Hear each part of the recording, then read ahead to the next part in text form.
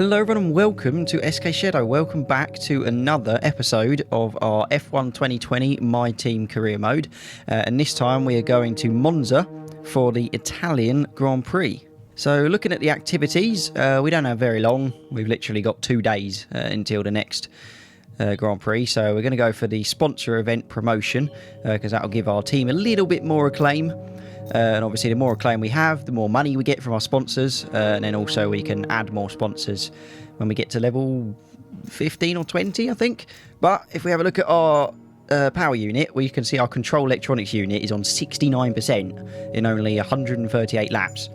Whereas the previous one did 346 laps and got 65%. So clearly Austria and Britain really damaged that quite a lot. So we're going to have to take a new one, and that's going to give us a 10 grid penalty.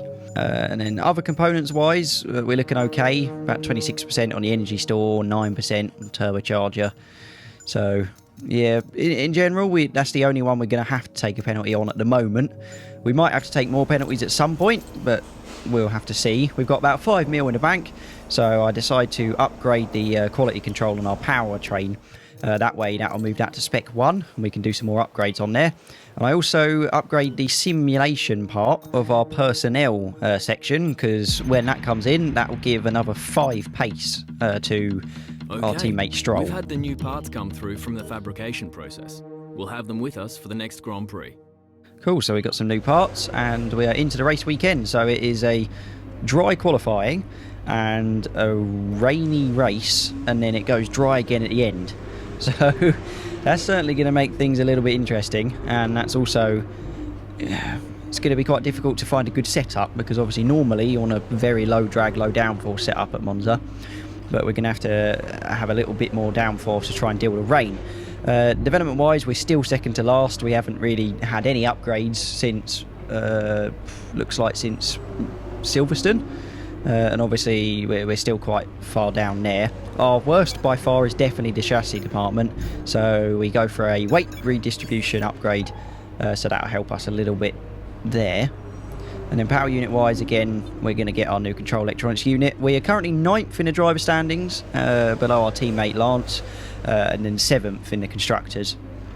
Obviously we haven't had a points finish for 3 races now, so it would be amazing to be able to get one, but I will do the practice and then see you in qualifying. So we're into qualifying now at Monza. Obviously normally we would have a very low downforce and low drag setup, so we are the quickest in a straight line, but I've gone for a fairly draggy, fairly high downforce setup, just because I know I'm getting a 10 place grid penalty. So it really doesn't matter where I qualify, because I don't think I'm going to be able to qualify 12th or above, to be honest. But we crossed the line with 121.093, which after skimming forward a little bit actually puts us rock bottom. And rock bottom by quite a margin, because Latifi did a 120.7 and our teammate did a 120.3. So we're very, very far off the pace. So I decided to put the front wing down to 1, because you are allowed to change that during a race, but obviously our rear wing is still on 7, so that's pretty draggy. But I did another run and I got a 120.5, so still about a couple of tenths off of Stroll, but not too bad, and that puts us 19th, but after the penalties we'll be 22nd.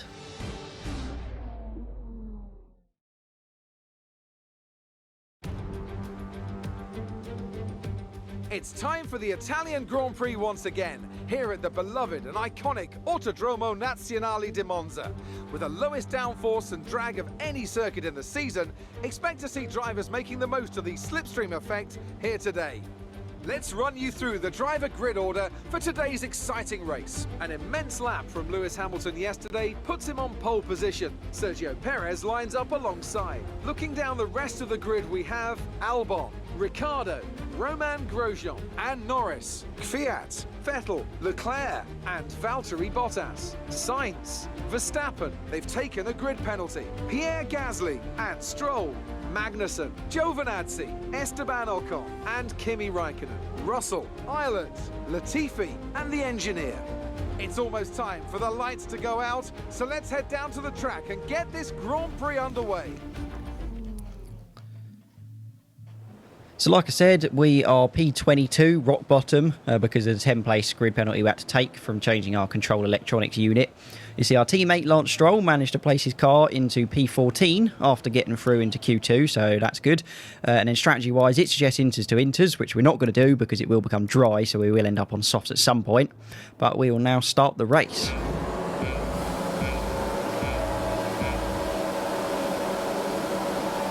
And it's 5 lights out and away we go. We're all pretty slow off the line because it is raining and we're all on inters. We just about managed to keep hold of it. We're very, very slow actually. They're all shooting ahead of us. And we have to brake very late, go all the way around the inside of all of those guys. And there's a VSC already. Don't know why that is. You can see front wing flying all over the place. So I imagine you had a few people crashing into each other. But we did manage to get P21, so we managed to gain 1 position out of that. So we got Latifi and Williams ahead of us. The VSC is ending any second now, and there it is. We are back to racing. So yeah, we've got Latifi ahead, Ocon ahead, who... I don't know what is up with Ocon. He's in a Renault, which is supposed to be a lot quicker, and you can definitely see that from Ricardo. He is managing to place it in much better positions. But Ocon just seems to be fighting in the pack with us, Williams, Haas and the Alfa Romeos, so I don't really know what's going on with him. Which is the best tyre right now, dries or inters? As you can hear, Jeff telling us that it's not even really raining enough to know whether inters are quicker than dries. And I can already feel it because you can visibly see that we are... Yeah, you can visibly see that we are a lot slower in a straight line. But we do go for a dive bomb on Russell, on Latifi, sorry, into turn 1. And it looks like we have the better traction at the corner, so we do manage to make it stick. But yeah, you're going to be seeing that a lot, us making moves into turn 1, simply because we're just not fast enough in a straight line. Because of our high downforce setup, I was expecting it to be a little bit more heavy rain than this. So it's definitely hampering us in terms of, top speed, which is very, very important. But we see Ocon and Ilott having a bit of a fight, and we have to brake very, very late, make a little tap on our old teammate. But we do have the better traction, so using Rich and overtake, we actually managed to make 2 moves into 1 corner, which is pretty good, putting us up into P15. You see Giovinazzi up ahead, P13, has a 5-second penalty. So if we're able to stay within the 5-second window of him, that'll give us an automatic promotion up to another place as well, so into P14 or wherever we end up. But yeah, as you see, we are setting green sector times in Sector 1 and Sector 2 already in lap 3. So it is showing that at the moment, pretty much every single lap it is getting drier.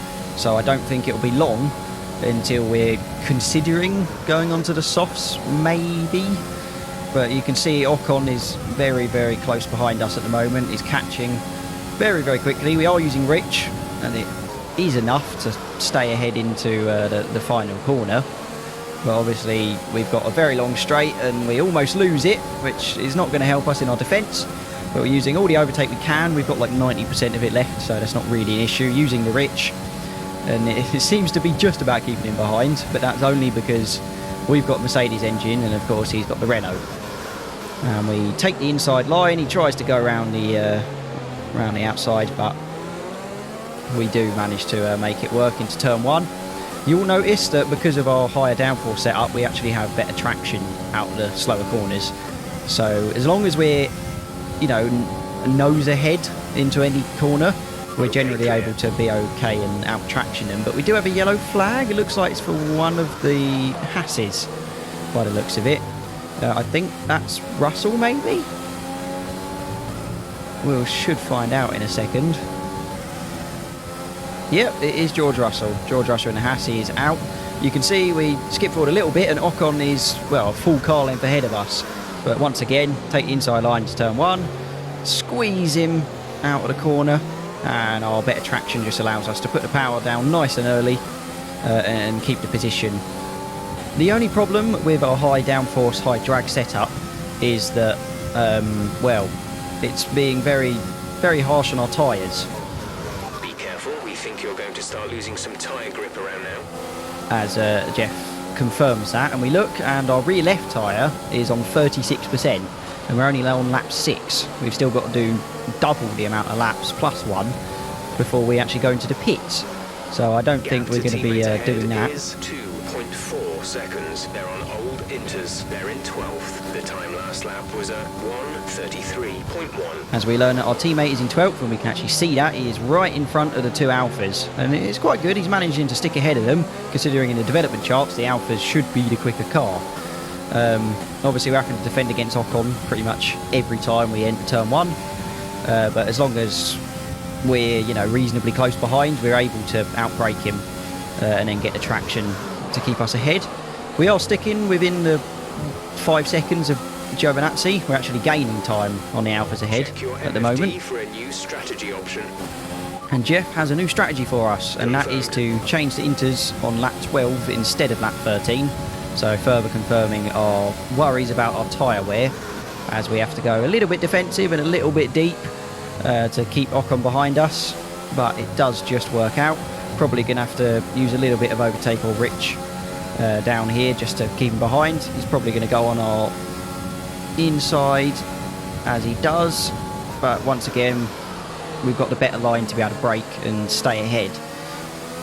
And he's still sticking around us, but you can see in our mirrors he is comfortably behind us now. Showing a clear patch on its way. There's about 10 more minutes of this rain. Not sure whether dries or inters are faster. We're right on the crossover. About 10 more minutes of the rain, and once again, as it has been the entire race, Jeff is not sure whether dries or wets are faster. So yeah, once we go into the pits, probably earlier than lap 12 to be honest. You can see me struggling a little bit for grip. The tyres are wearing very quickly. But yeah, when we go into the pits, it'll probably be for a set of dries rather than a set of inters. You see Gio and Raikkonen are very much ahead of us now. Yeah, going into lap 10, 62% on the rear left.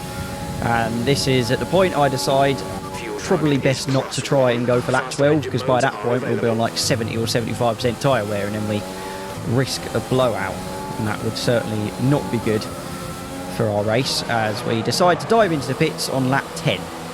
And I set our tyres to be softs, and our team does a reasonably slow stop of 3.1 seconds, which certainly isn't fantastic. I also put the wing down to 2, I think, at the front. We'll be doing one more stop today. One stop left in our strategy. Yeah, that's just a bid to try and claw back a little bit of straight line speed. You see locking up a little bit, going quite slow into turn 1, quite deep. So these softs are probably going to be the wrong tyre for the next 2 or 3 laps. Probably would be quicker on inters, but the idea is hopefully if we're able to stick with these, we'll be a lot quicker when it is time for them to all go into the pits for dries. And we should also end up doing 1 less pit stop than everyone else. And you know how that works, as we have seen in the first few races. When you're doing 1 less pit stop than everyone else, you generally are a lot quicker. We've got Sainz very, very close behind, but we do also have a yellow flag. Looks like it's one of the Williams, and it is. It's Nicholas Latifi. And the virtual safety car comes out. Not very good for us, because as you can see, loads of the guys up ahead are in the pits.